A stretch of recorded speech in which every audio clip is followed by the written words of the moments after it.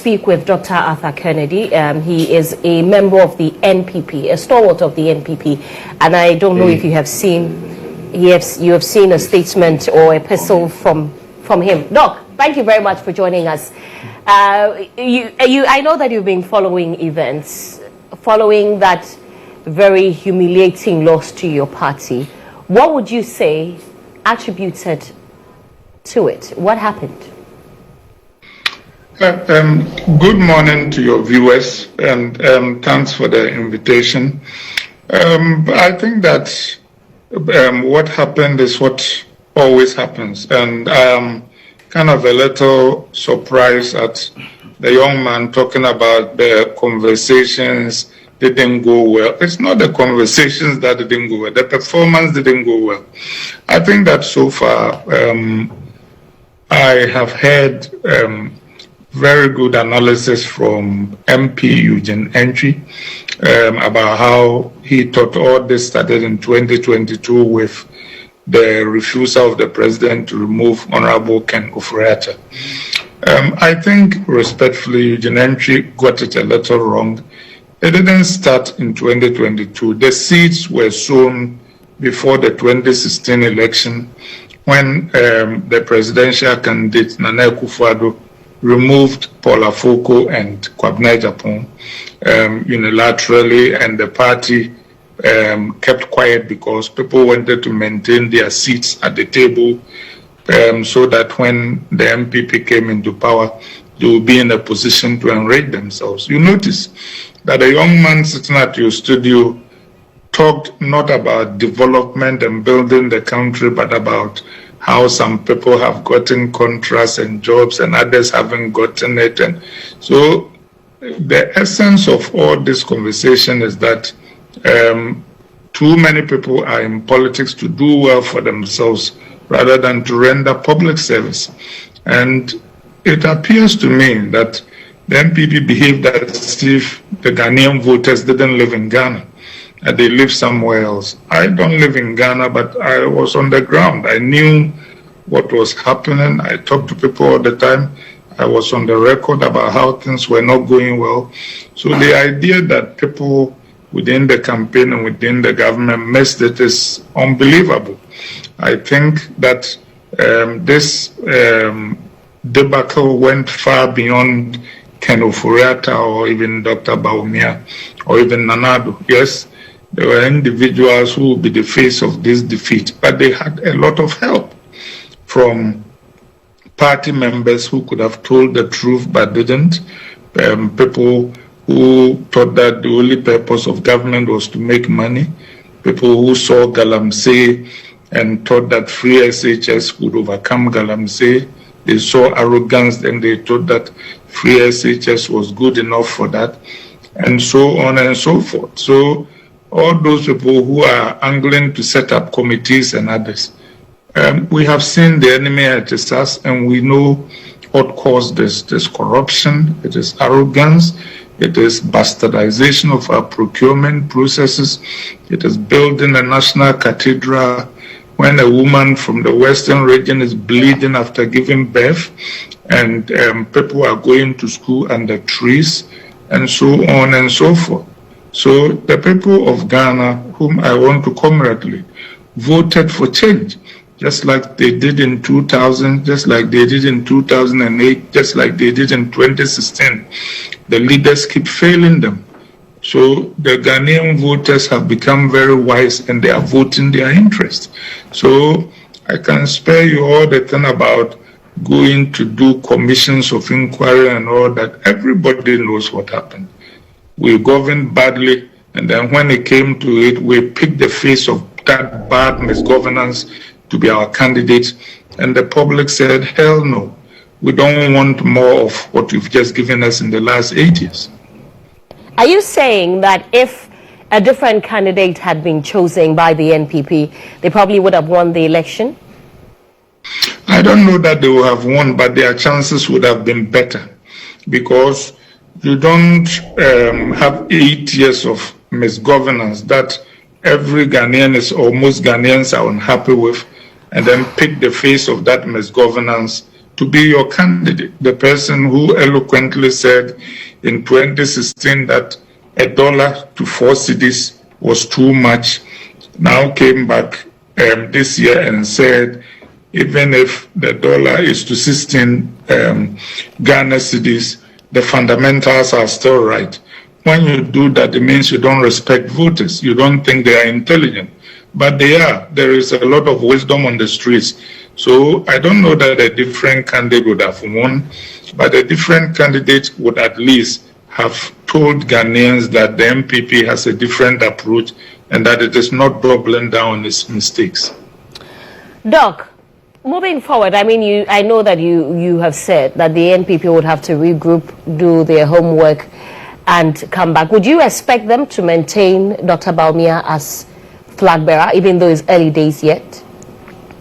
Well, I mean, I will be shocked, but to be fair, I think that is the problem with the NPP, that we always default to thinking of candidates instead of thinking of the party and its structures and its principles.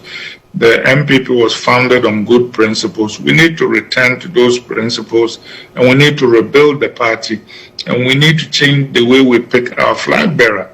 It was very clear that Dr. Bawumia was supported by moneyed interests and powerful people who moved heaven and earth to make sure that he became the candidate, so that in effect he will be the rear guard of the corrupt Chebim Mafia and their Galamsey allies, so that he will guard their backs for them. Everybody believed that, and people wanted accountability.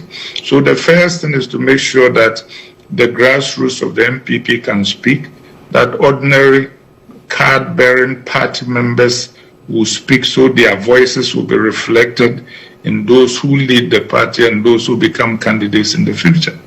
What form should the restructuring take? Very quickly.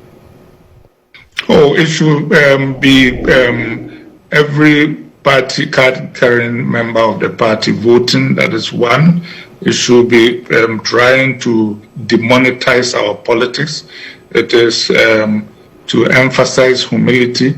It is to bring accountability, I think, on a national level, so that people get reminded forcefully that the purpose of getting into government is not to loot the government for private interest, but to do public service. I think we've moved very far away from there. I was there when they were founding the NPP. There were people who pledged their fortunes and their houses. People took loans to build the party. And there were intellectuals who brought ideas to the table, like I said. Ashanti region that used to be led by people like Don Kofodro, eminent, well-educated, well-spoken people have gotten to where it is led by Wontumi. Those deterioration in leadership and the emphasis on money and the emphasis of cabals and mafias have destroyed the party. Please, let me ask you this, Dr. Kennedy. Would you advise the Afafrantoman to come back? Alan Chema?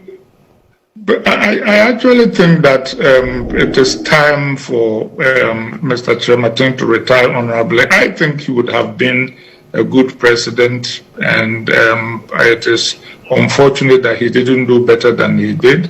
I mean, he was not treated fairly, but he too could have done a few things differently. But I think that it is time to look to new men with new ideas and new attitudes to take the party forward. Would you come back, return to the party? I am in the party. I never left it. It's just that I was sidelined. You know, it gets to a point. Power has a very unfortunate side effect of leading to people who don't want to hear the truth. You know, we live in a culture where we glorify sycophants. So whenever people become powerful, they want only their praise singers around. And the first example of that is allowing Anado to get rid of Paula Foko and Kwabena Japan. And in fact, power is so powerful that it gets to a point where people who on principle should stand up to it refuse to do so. I think, for example, when Nanado was taking the party off the rails with the removal of Afoko and Kwabena Japan, President Kufuor should have stood in the breach and used his prestige to save the party. But he refused to do that because, quote unquote, and he missed a historic opportunity to leave the NPP viable. And that is why we are witnessing what we are seeing. All right. And finally, before I let you go, what are your expectations of the new John Mahama administration? My expectations are that they would, for once, not disappoint the people of Ghana.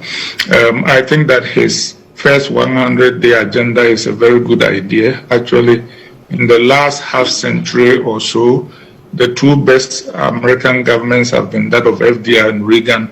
Both of them have strong 100-day starts. So that's a very good idea. The second thing is that I am as NPP as they come, but I'm a Ghanaian patriot. I think one of the things that will turn Ghana in the right way is some accountability for some of the malfeasance or supposed malfeasance that has gone on.